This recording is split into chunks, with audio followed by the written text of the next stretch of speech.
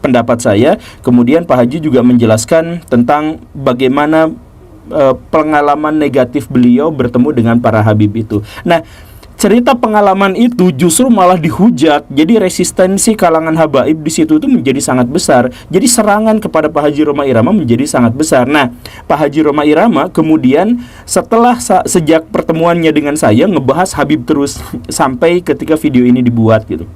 Nah, sebenarnya saya melihat itikad yang sangat baik dari Pak Haji Roma Irama karena beliau itu sebenarnya mengundang kedua belah pihak, termasuk juga Mbak Alawi diundang, Pak Habib Rizik diundang, dan tokoh-tokoh Habib yang lain yang besar di Indonesia dikenal juga diundang. Cuman yang dari pihak Mbak Alawinya tidak mau datang menurut pengakuan Pak Haji Roma Irama, sedangkan dari pihak-pihak yang menentangnya itu berdatangan terus-terusan. Assalamualaikum, selamat datang kembali di Guru Gembul Channel.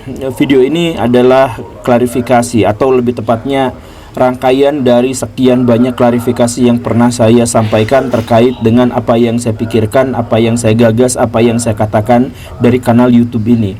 Karena seringkali saya merasa patah semangat ketika menemukan banyak sekali orang-orang yang gagal memahami apa yang saya katakan. Saya merasa bahwa apa yang saya pikirkan adalah sesuatu yang sederhana dan semestinya adalah sesuatu yang umum dipahami bersama. Tetapi seringkali, bahkan mungkin bisa dikatakan kebanyakan orang justru tidak paham terkait dengan konten-konten di channel ini. Dalam hal ini kita akan membahas tentang nasab yang dipolemikan, karena kemarin juga ternyata sudah menghasilkan sebuah kekerasan di Tangerang dan ada beberapa lagi di Gresik dan sebagainya. Jadi saya harus membuat semacam video ini, dan video ini harus dimulai dari sebuah dalam tanda kutip pengakuan dosa. Jadi begini Baraya, saham saya dalam polemik Ba'alawi ini cukup besar sebenarnya. Jadi ketika Kiai Imad bikin sebuah tesis yang membatalkan bahwa nasab Ba'alawi itu nyambung kepada Nabi, saya kemudian memeriksanya dan dengan pikiran yang sangat sederhana, saya langsung menerima itu atas dasar apa? Atas dasar sebuah argumentasi bahwa tidak ada catatan sezaman yang berhubungan dengan nasab Ba'alawi atau klaim nasab Ba'alawi itu. Nah, kalau Balaya ngecek pada seluruh sejarawan di seluruh dunia, mereka tentu saja akan memutlakkan keterikatan antara sejarah dengan catatan atau dengan aksara, sehingga sebuah pernyataan bahwa kalau ini tidak ada catatan yang berasal dari zamannya, maka selesai di situ. Kita tidak menemukan unsur historis di situ. Ya, memang ada peluang-peluang yang lain seperti misalkan dari arkeologi dan sebagainya, tetapi sekali lagi dalam metodologi sejarah seluruhnya benar-benar ketat bahwa catatan itu mutlak harus ada pada sebuah berita atau sebuah peristiwa. Apabila peristiwa itu tidak memiliki catatan sezamannya, maka selesai sudah. Ini berlaku untuk seluruh sejarawan di seluruh dunia, saya pikir. Jadi misalkan walaupun kita mengetahui bahwa nenek moyang kita, bahwa peradaban Indonesia dimulai jauh sebelum Masehi, tetapi tetap sejarawan menyebut bahwa kerajaan tertua di Nusantara adalah Kutai. Karena apa? Karena dialah yang pertama meninggalkan catatan sejarahnya. Kan begitu ya. Jadi tesis Kiai Imad bahwa klaim Ba'alawi tidak tersambung dengan Nabi secara ilmiah, pernyataan itu adalah sah dan tidak terbantah. Sesederhana itu kan. Nah, kemudian setelah saya mempelajarinya, saya kemudian menambahkan beberapa argumentasi. Di antaranya adalah tes DNA dan kemudian uji statistik. Dari nasab, kemudian DNA, kemudian statistik, saya mengambil sebuah kesimpulan bahwa nasab Ba'alawi memang sama sekali tidak terkait dengan Nabi. Dan kemudian saya bikin sebuah video di tahun 2023 bulan April yang menjelaskan argumentasi-argumentasi saya itu, dan itu viral. Ini yang menyebabkan tesis Ba'alawi dikenal oleh banyak orang. Sebelumnya memang karena memang masih baru gitu, jadi masih sedikit, dan saya adalah salah satu yang memviralkannya. Sejak video itu menjadi viral, maka serangan-serangan kepada beberapa orang Ba'alawi, diantaranya adalah Pak Habib Bahar dan Pak Habib Rizik, itu menguat sekali. Karena apa? Karena sebenarnya sejak awal masyarakat Indonesia itu sudah jengah dengan banyak sekali orang-orang dari klan Ba'alawi yang melakukan penyelewengan atau menaikkan privilege mereka di atas hukum misalkan, atau di atas adat masyarakat. Nah, tapi pada waktu itu serangannya itu dalam tanda kutip baru kepada Habib-Habib yang dianggap kasar gitu. Nah, pada perkembangan selanjutnya saya kemudian menemukan satu kasus atau fenomena berikutnya, yaitu dari klan Ba'alawi itu banyak sekali orang-orang yang memalsukan makam. Dari pemalsuan makam ini sudah dikonfirmasi oleh pihak MUI, sehingga pemalsuan ini bukan lagi sebuah perdebatan, tetapi sudah menjadi sebuah fakta yang diakui. Masalahnya apakah itu adalah dilakukan secara sistematis atau dilakukan oleh orang perorangan, itu urusan yang lain, tetapi fakta pemalsuan makam itu memang sudah benar-benar ada. Maka saya kemudian membuatnya lagi. Nah, ternyata penonton video ini tembus 1 juta dan akhirnya menyeret juga Habib Lutfi dalam pusaran polemik ini, dan hujatan kepada beliau juga menjadi sering terjadi. Apa alasannya? Lagi-lagi saya mohon maaf ya, pemalsuan makam itu adalah realitas, adalah kenyataan, dan sampai sebatas yang saya tahu sampai sejauh ini orang-orang yang dituding belum melakukan klarifikasi apapun, kan begitu. Nah, itu menyebabkan Pak Habib Lutfi yang sangat baik dan Pak Habib Bahar yang sangat keras itu juga sama-sama dihujat oleh masyarakat atau sebagian masyarakat di Indonesia, dan kemudian polemiknya muncul menjadi sangat besar karena dari pihak mereka pendukung-pendukungnya juga cukup kuat. Lalu pada periode selanjutnya 2 bulan yang lalu tepatnya, saya diundang oleh Pak Haji Rhoma Irama. Sebenarnya tema yang direncanakan akan dibahas itu adalah tema-tema random, soal pendidikan, misalkan soal kasus Vina dan beberapa diantaranya. Tapi juga Pak Haji di tengah-tengah itu berbicara dan bertanya soal habaib, karena beliau punya pengalaman yang kurang baik berinteraksi dengan mereka. Ya, kan Pak Haji Rhoma Irama itu mengenal banyak sekali habaib. Di antara mereka itu ada yang berinteraksi dengan baik dan ada yang berinteraksi dengan tidak baik, begitu. Nah, di podcast itu beliau bertanya kepada saya soal habaib, kemudian saya jelaskan pendapat saya. Kemudian Pak Haji juga menjelaskan tentang bagaimana pengalaman negatif beliau bertemu dengan para habib itu. Nah, cerita pengalaman itu justru malah dihujat. Jadi resistensi kalangan habaib di situ itu menjadi sangat besar. Jadi serangan kepada Pak Haji Rhoma Irama menjadi sangat besar. Nah, Pak Haji Rhoma Irama kemudian setelah sejak pertemuannya dengan saya ngebahas Habib terus sampai ketika video ini dibuat gitu. Nah, sebenarnya saya melihat itikad yang sangat baik dari Pak Haji Rhoma Irama, karena beliau itu sebenarnya mengundang kedua belah pihak, termasuk juga Ba'alawi diundang, Pak Habib Rizik diundang, dan tokoh-tokoh Habib yang lain yang besar di Indonesia dikenal juga diundang. Cuman yang dari pihak Ba'alawinya tidak mau datang menurut pengakuan Pak Haji Rhoma Irama, sedangkan dari pihak-pihak yang menentangnya itu berdatangan terus-terusan. Nah, dampaknya apa? Dampaknya adalah podcast Pak Haji Rhoma Irama itu menjadi cenderung atau terlihat seakan-akan berat sebelah. Ditambah lagi reaksi dari kalangan habaib itu bukannya datang mengklarifikasi, tapi dari belakang malah menghujat dan melakukan serangan terus-terusan terhadap Pak Haji Rhoma Irama. Nah, polemik itu menjadi semakin besar ketika tokoh-tokoh nasional Indonesia kemudian berbicara, bahkan yang terakhir itu adalah Pak Mahfud MD. Sampai sebatas itu saya ingin menyatakan pengakuan dosa itu, bahwa memang saya terlibat dalam polemik nasab ini sejak awal. Cuman apakah ini yang saya inginkan? Saya sama sekali tidak menginginkan itu. Bahkan harus saya tegaskan berkali-kali, saya bukan bagian dari kelompok Kiai Imad, dan saya tidak mengenalnya, belum pernah berjumpa dengannya, belum ada komunikasi sampai sebatas ini. Dan sekali lagi ya, ini saya tidak kubu-kubuan, tidak golong-golongan. Kenapa sih bisa seperti itu? Inilah bagian yang saya kesal itu, dimana saya selalu menjelaskan bagaimana berpikir objektif, tetapi tidak banyak orang yang memahaminya. Bahwa penolakan saya pada klan Ba'alawi itu bukan gara-gara kebencian, bukan gara-gara tidak suka dan lain sebagainya. Sentimen itu ada misalkan, atau misalkan tendensi itu ada, sama seperti manusia yang lain, tidak ada yang bisa lepas dari tendensi. Tapi saya tidak mengambil pertimbangan dari situ. Pertimbangan saya sangat sederhana, secara ilmiah. Secara ilmiah, metodologi historis, metodologi filologis, metodologi DNA, metodologi statistik menyebut bahwa klan Ba'alawi tidak tersambung dengan Nabi. Saya nyampaikan itu tanpa ada dasar kebencian dan tidak ada konsekuensi bahwa sejak saat itu saya jadi membenci Ba'alawi. Ya, tidak ada hubungannya dengan itu. Saya menjelaskan itu secara ilmiah. Ilmiah gitu. Jadi maksudnya silahkan kalau misalkan ada yang mau berargumentasi ya, tapi secara ilmiah juga. Maksudnya Adakah yang mampu menunjukkan bukti tertulis di zaman yang sama? Adakah yang menunjukkan bahwa DNA semuanya tersambung? Kan begitu. Adakah yang bisa menjelaskan kejanggalan statistik dalam generasi-generasi Ba'alawi? Kan itu saja.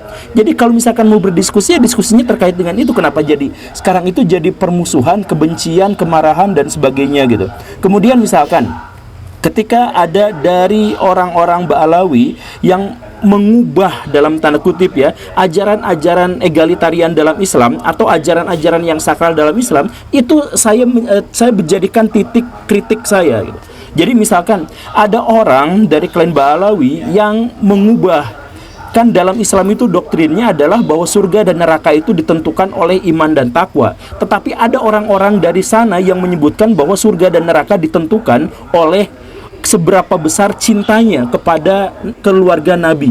Ada cerita bahwa orang ahli maksiat bisa masuk surga tanpa hisab gara-gara dia mencintai keluarga Nabi. Nah, ini kan sebenarnya adalah pergeseran-pergeseran dari ajaran Islam yang sesungguhnya. Apakah itu bisa dibantah? Ya memang bantah, kan itu ada bukti digitalnya, itu jelas gitu. Nah, keberatan saya bukan terkait dengan Ba'alawinya, pribadi-pribadi mereka, kelompok-kelompok mereka, ya enggak. Itu kasus-kasus perbuatan, perkataan, dan gagasan mereka, itulah yang menjadi sasaran kritik saya. Kemudian ada lagi dari kelompok mereka itu yang mencoba untuk mengubah sejarah Indonesia.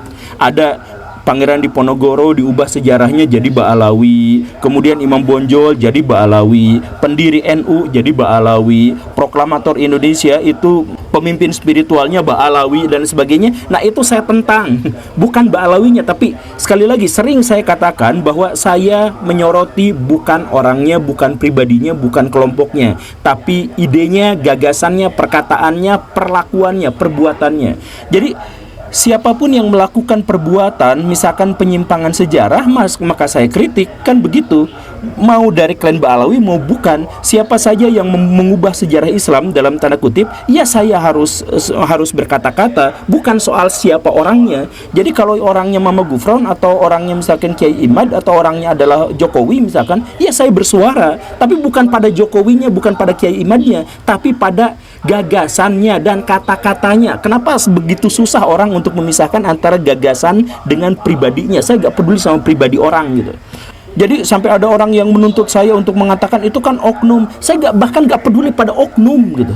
Ini kan saya gak ngomong soal pribadinya, soal kelompoknya, enggak. Saya bahas ide dan gagasannya. Kan sampai sekarang juga misalkan ya, kan saya gak pernah mengkritik misalkan Quraisy Shihab gitu, atau misalkan Habib Ja'far gitu, yang semacam itu, ya enggak, karena mereka nggak jualan nasab, nggak mengeluarkan kata-kata kemudian minta agar nasabnya mendapat privilege, kan enggak seperti itu gitu. Jadi ini terkait dengan ada gagasan, dan karena ini terkait dengan gagasan dan ide, dan karena saya tidak berkubu-kubuan, maka sebenarnya saya juga pada perkembangan selanjutnya banyak yang tidak setuju dengan sebagian dari kelompok Pak Imaduddin dalam membahas kisruh nasab ini.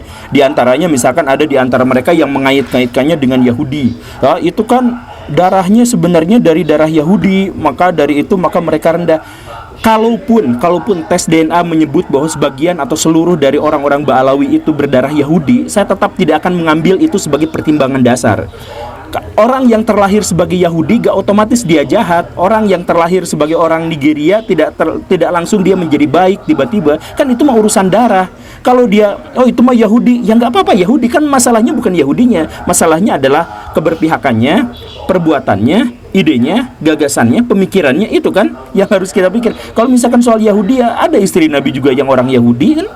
Kenapa dengan itu? Apakah kita langsung menghujat beliau gitu? Ya tidak seperti itu, tidak jadi masalah. Ada sahabat Nabi juga yang berasal dari orang Yahudi, kan nggak jadi masalah. Keyahudian itu harusnya tidak dijadikan sebagai dasar kita untuk membenci atau menyukai. Bahkan di dalam Al-Quran setiap hujatan terhadap orang Yahudi itu didasarkan pada perbuatan dan perkataan mereka, bukan karena keyahudiannya.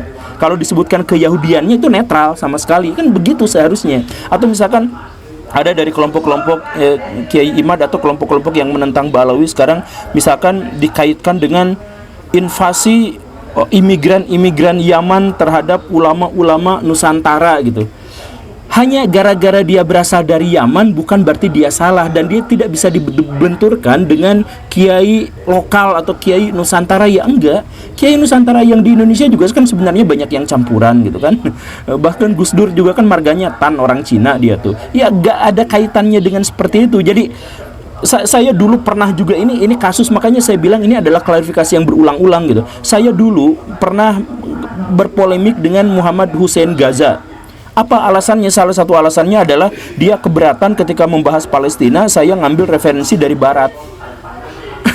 Jadi Baraya, please lah berpikir secara objektif. Benar dan salah terkait dengan metodologinya, terkait dengan interpretasinya, terkait dengan heuristiknya. Bagaimana cara mengambil kesimpulan darinya. Bukan apakah kalau dari Barat maka tidak boleh, kalau dari Timur langsung boleh gitu. Apakah penelitian Barat pasti langsung tendensi, sedangkan yang penelitian Timur itu tidak? Kan tidak seperti itu. Jangan fasis dalam ilmu pengetahuan gitu. Jadi ketika misalkan kita ngambil sumber-sumber dari sana dari sini, atau misalkan dalam polemik Ba'alawi itu adalah kelompok Kiai Nusantara, ini adalah kelompok Yaman, usir orang-orang imigran Yaman, atau misalkan ada lagi narasi bahwa Habib-Habib itu dulunya adalah PKI misalkan karena dikaitkan dengan Aidit. Ya sebenarnya salah kaprah dikaitkan dengan musuh dan sebagainya. Ya itu kan nenek moyang mereka, gak ada kaitannya dengan perbuatan yang ada sekarang gitu. Saya pernah di sebuah video menyebutkan bahwa kakek tiri saya tuh PKI. Apakah saya lantas jadi PKI? Itu paman saya sampai sekarang itu kerjaannya dukun. Apakah saya lantas menjadi dukun gitu? Kalau misalkan leluhur saya, misalkan ada yang begal, ada yang misalkan pencuri, ada yang penzina dan sebagainya, misalkan ya amit-amit zaman dinosaurus gitu ya. Kalau memang ada yang seperti itu, apa kaitannya dengan saya? Kan itu urusannya lain gitu. Jadi please lah, jangan mengaitkan sesuatu yang gak nyambung tapi justru dimajukan demi sentimen-sentimen tertentu. Adu argumentasi tapi malah pada sesuatu yang tendensius gitu. Atau misalkan ada cerita-cerita yang lain selain PKI, dia adalah misalkan antek Belanda. Ya memang banyak di antara Ba'alawi itu yang antek Belanda gitu. Ya, tapi apa hubungannya jadi sekarang gitu. Jadi ya, maksudnya begini, sekali lagi Baraya, kita berbicara masalah polemik Ba'alawi itu tidak boleh jauh-jauh. Kita bahasnya hanya pada masalah-masalah saintifik, masalah yang bisa dibuktikan. Masalah yang goib kan kita manusia tidak memiliki kemampuan untuk mengaksesnya. Yang kita bahas itu adalah masalah saintifiknya. Misalkan ketika para Habib itu bikin cerita-cerita dongeng yang lucu gitu, ya kita bahas. Karena apa? Karena itu mengancam logika berpikir manusia Indonesia dan mengancam masalah akidah umat muslim, kan begitu. Nah, mengancam bagaimana? Ya ayo kita diskusikan gitu. Nah, diskusinya pada ranah itu. Kemudian tentang pembelokan sejarah, diskusinya pada ranah itu. Kemudian apakah nasab itu bisa menjadi sebuah privilege sampai Pak Habib Bahar misalkan pada waktu itu dengan bersemangat mengata-ngatai saksi di pengadilan. Kenapa kamu memberatkan saya padahal kamu tahu saya adalah keturunan Nabi? Nah, itu kan harus kita tolak, itu harus kita tentang. Tapi ya kita berbicara pada ranah itu. Sekarang kan polemiknya jadi kesana kesini. Bahkan yang Ba'alawi juga sekarang bikin teori-teori konspirasi ngaco gitu, bahwa Kiai Imad sebenarnya memiliki tujuan politik. Wah, bahwa dia sebenarnya ya masuk lagi dunia konspirasi yang gak jelas itu. Tapi kalau misalkan sudah ketika ada satu kelompok yang sudah memajukan teori-teori konspirasi, biasanya mereka adalah kelompok yang kalah. Secara logika dan secara saintifik memang seperti itu. Dan itu sudah kita dijelaskan di banyak episode, karena itu adalah psikologi kaum kalah gitu. Tapi sekali lagi Baraya, saya mengajak Baraya untuk dalam hal ini berbicara hanya pada masalah-masalah yang saintifik gitu. Kalau misalkan mau diskusi ya diskusi. Kemarin kata saya belum pernah tahu di mana, tapi katanya ada orang yang ngajak saya diskusi terkait dengan Ba'alawi. Dan kemudian orang yang dimaksud itu katanya mengatakan saya kan cuman YouTuber gitu. Ya kalau ngajak diskusi tapi argumentasi paling awalnya jelas langsung ad hominem, gimana diskusinya mau jalan? Jadi ajakan diskusi tapi argumentasi awalnya justru adalah cacat logika. Tapi ya sudahlah, saya juga udah gak terlalu tertarik dengan perdebatan-perdebatan itu. Kemarin saya datang ke bukan markasnya tapi dari kelompok Muhibin itu, dan minta kontak dengan orang-orang yang mungkin bisa diajak diskusi dengan kelompok Ba'alawi, tapi sampai sejauh ini juga belum ada ini. Tapi ya tidak apa-apalah, karena memang pada akhirnya kita tuh menjadi susah untuk menemukan mana yang benar dan salah, bukan gara-gara faktanya tidak ada. Faktanya jelas dan ada, tapi justru yang kita bicarakan adalah tendensi-tendensi kesukuan, tendensi-tendensi rasial, tendensi-tendensi keberpihakan kepada agama dengan penafsiran tertentu dan sebagainya. Baraya, gini ya, sentimen itu ada, tendensi itu ada, dan secara alamiah manusia pasti akan memilikinya.